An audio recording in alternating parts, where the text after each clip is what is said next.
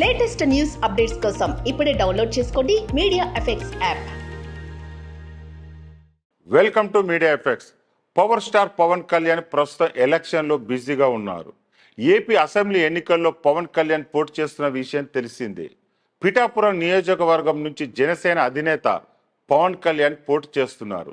మరికొన్ని గంటల్లో ఎన్నికలు జరగనున్నాయి. ఈ ఎన్నికల్లో విజయం సాధించడం కోసం నేతలంతా జోరుగా ప్రచారం చేస్తున్నారు. మరోవైపు పవన్ కళ్యాణ్ తన ప్రచారంతో దూసుకుపోతున్నారు. అలాగే జనసేనకు మద్దతుగా తెలిపేందుకు చాలా మంది సెలబ్రిటీలు పిఠాపురానికి చేరుకుంటున్నారు. ఇప్పటికీ చాలా మంది హీరోలు, సినిమా ఆర్టిస్టులు పిఠాపురంలో పవన్ కు మద్దతు తెలిపేందుకు ప్రచారం చేస్తున్నారు. జబర్దస్త్ టీం సుడిగాల్ సుధీర్, హైపరాది, గెటప్స్తో పాటు మెగా హీరోలు సాయితారం తేజ్, వరుణ్ తేజ్ జనసేన అధినేత కోసం ప్రచారం చేస్తున్నారు.